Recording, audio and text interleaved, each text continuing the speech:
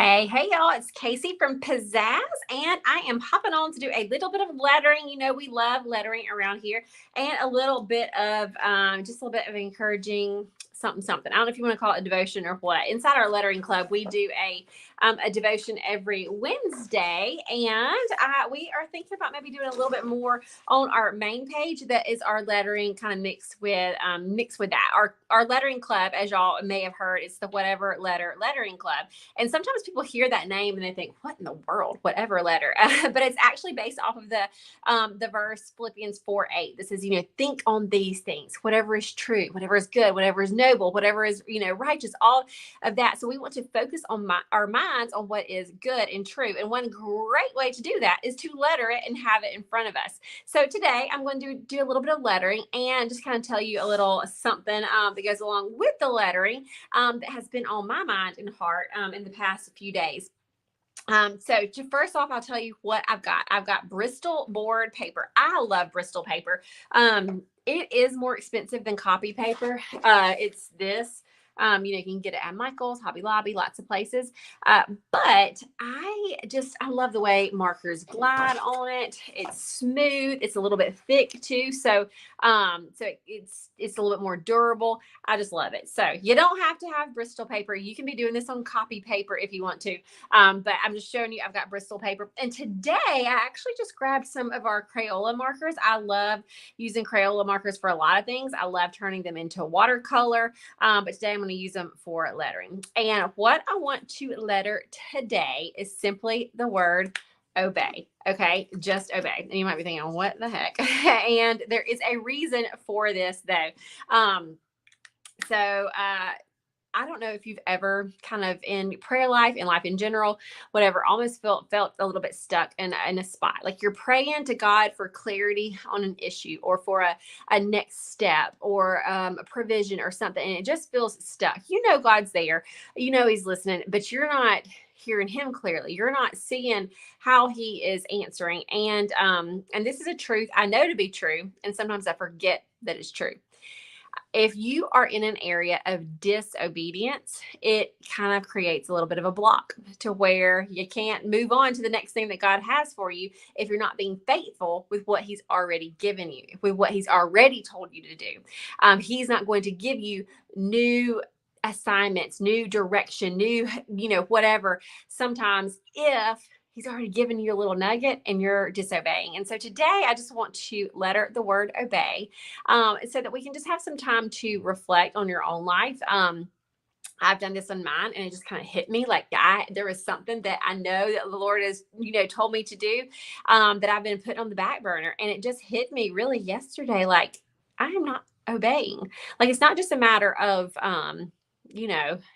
being lazy or whatever. I mean, whatever reason that you can give for not obeying. Like I'm not like I am not obeying. And so today is a new day and I'm deciding to obey. And so I'm just, let's letter the word obey. And I just want you to think in your own life, is there something that God has already told you to do? And sometimes you're like, well, I don't really hear, I don't know how to hear God. I don't know if he told me this or if this is whatever. Sometimes there's things in the Bible. Like that is a main way God speaks is through his word. So is there something in his word that you're supposed to do, that you've been disobedient in? Is there something in your prayer life that he's told you before?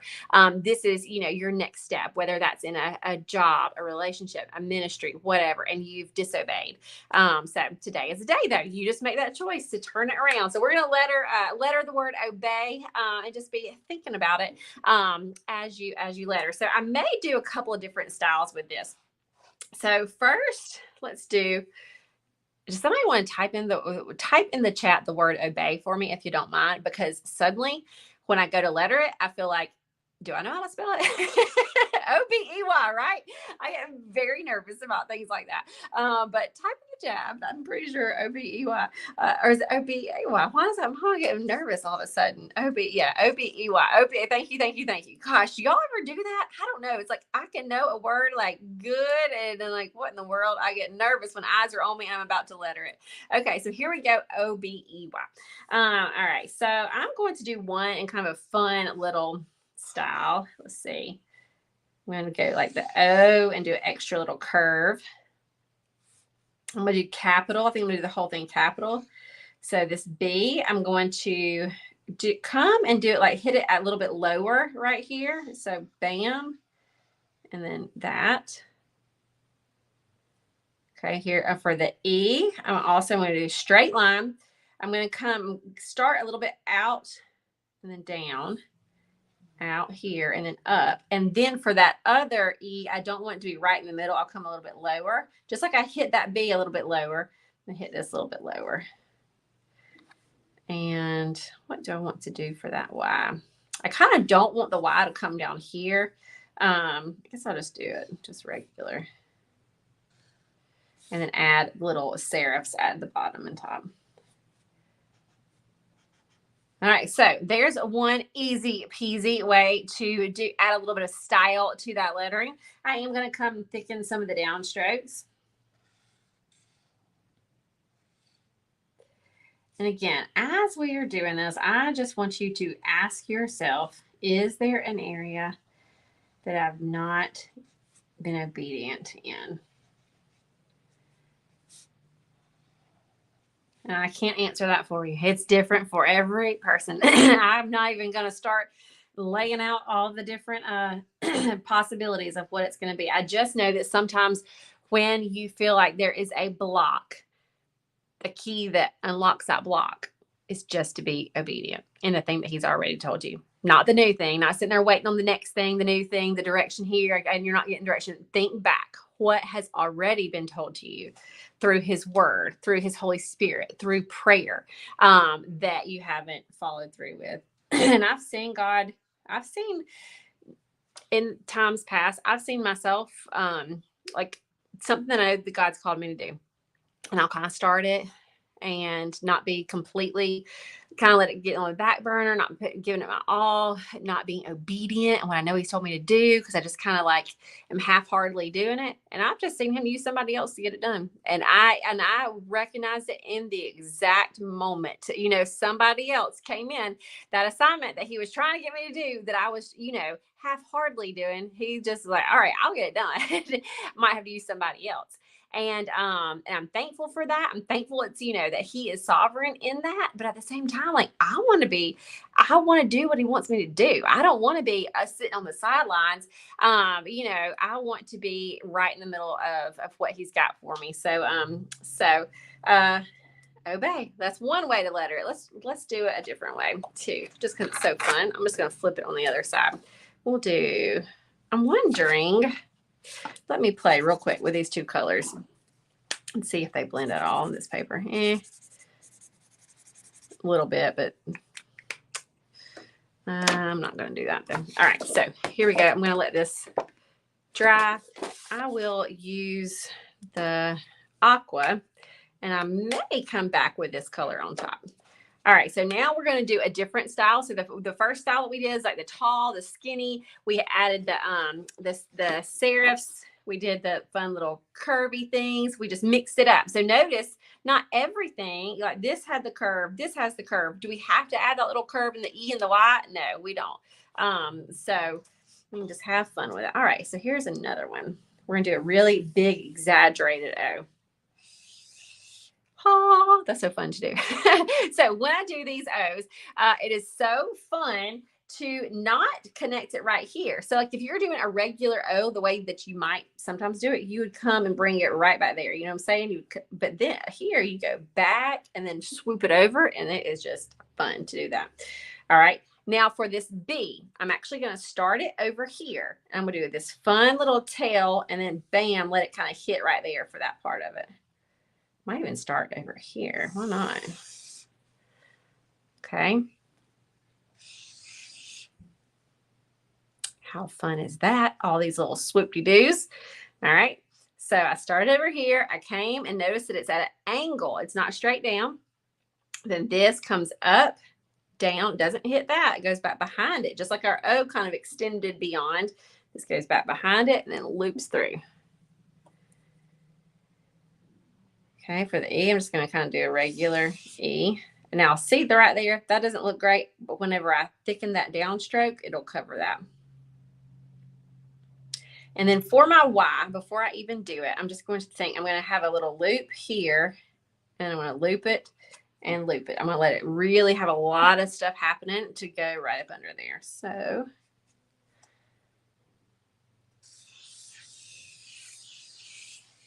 woo! Okay, so much fun, so many cool little lines. So that kind of got it on there. So now we're going to thicken the downstroke.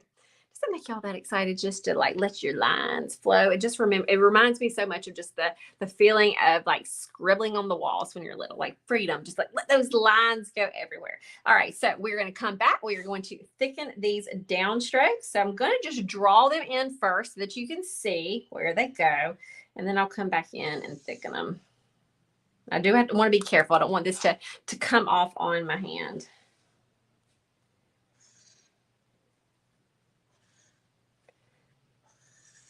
Now, one question we get a lot is how do you know which side to put the downstroke on?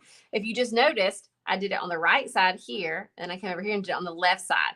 Well, the answer to that is like whichever side has the most room. So, for example, yes, I went on the right side here, but if I would have gone on the right side of this line, it would have closed this opening up. So it looked crowded. So then I came back. Also, on the end of the little swirlies, you can leave them as they are, or sometimes I like to add a little teardrop to them as well, just to kind of finish them off. Okay, so this is how I kind of get it set up, and then I'll come back in to, I'm trying to make sure nothing's going to go back in to fill in the color. On this Bristol paper, it does stay wet a little bit longer. That's why I have to kind of be mindful of where I'm putting my hand on the paper.